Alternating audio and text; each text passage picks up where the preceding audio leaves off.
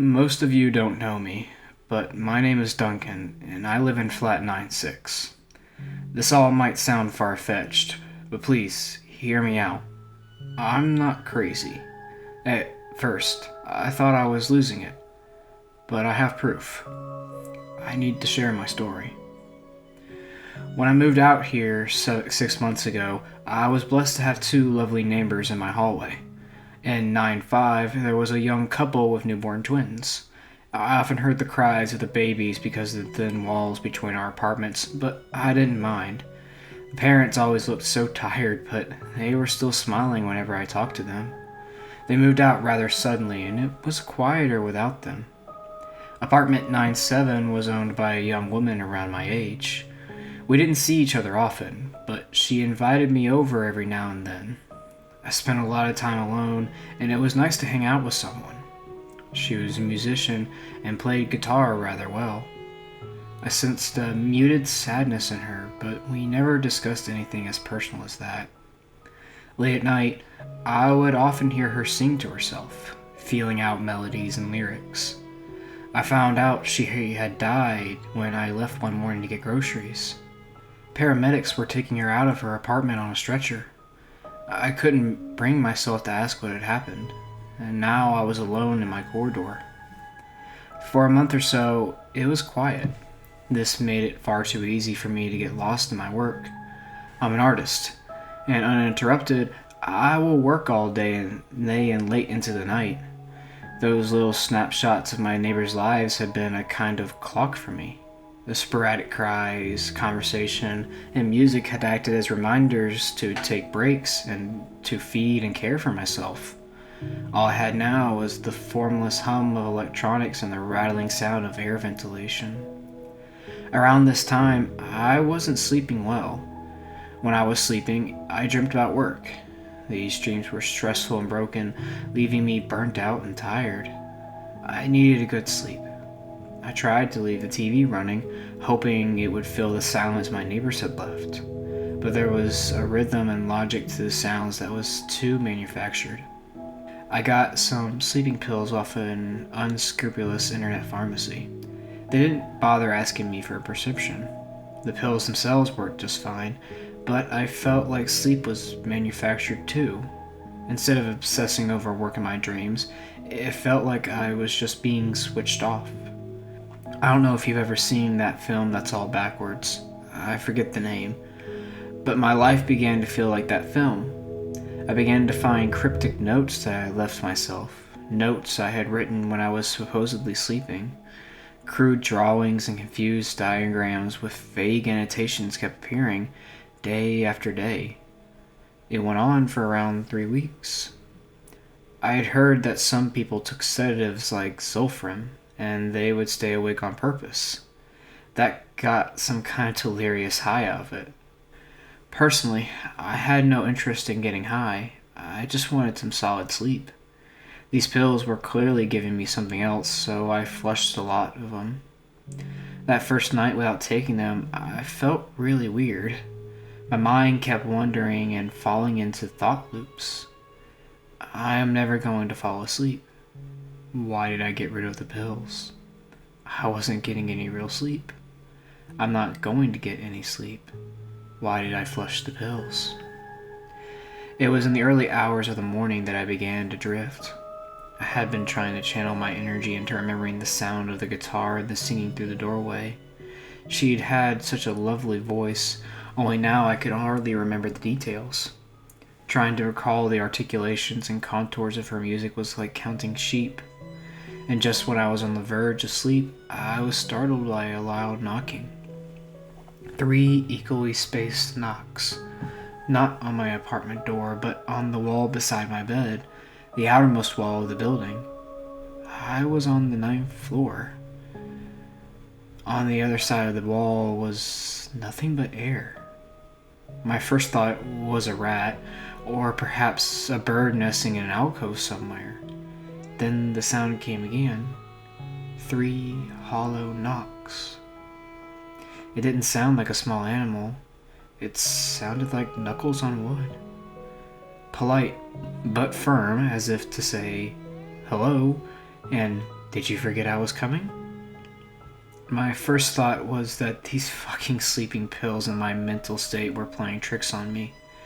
My deprivation of natural sleep had detached me from reality, but I felt very lucid. It felt very real. I took my phone and turned on the audio recorder, waiting for the sound to come back. Sure enough, after a few minutes it was there again. 3 rhythmic knocks, recorded now as 3 clear spikes of audio amongst the ambient hum of my flat. The 4th time they knocked, I couldn't help but answer. Hello? No response. Sure, the knocking sound was real, but it was my mental deterioration that was making me draw to ridiculous conclusions, making me call out to an empty room. I tried to think realistically. It was probably some creature in or outside the walls, or something stuck in an air vent, or maybe this was all just an incredibly lucid dream. The knocking sound continued, sometimes 30 seconds apart, sometimes 5 minutes apart, but always the same. 3 firm, equally spaced raps, and as much as I tried to rationalize it, I couldn't shake the discomfort at hearing the sound. I turned back to my previous remedy and switched on the TV, searching for the channels until I could land on the loudest and most tasteless station I could find. One that showed a lot of shitty American shows, with cheap sound effects and rapid editing. When I found the right one, I turned it up louder until I couldn't distinguish the knocks anymore. I laid back on my bed, facing the TV, and began to fall slowly into an uneasy half-sleep. At least I wasn't thinking about work, I supposed. I woke up sometime in the late morning. The TV was still on. At some point, I must have switched it into an analog mode because it was displaying white noise and static. I turned it off. All of this stuff with the TV, at least, was real. I opened up the app on my phone and saw that I had never stopped the recording. It was 9 hours long. Zooming in on the start of the audio, I could see clear as day 3 distinct peaks of audio. Scrubbing through, I saw the knocks repeated intermittently for about 3/4 of an hour until the waveform turned into a solid brick of sound. That was when I turned on the TV. A few hours later, what must have been just before 4 a.m., it became a quieter white noise pattern that continued on for the rest of the recording, occasionally fluttering. It was good to know that I wasn't imagining it. I had felt a little crazy over the last week or so, for all those strange notes I had been leaving myself, and then last night. Today, in the daylight, it seemed ludicrous. Clearly, I had been alone too long. I needed to get out and spend some time in the real world. I decided to arrange a meetup with a friend. I reached for my phone.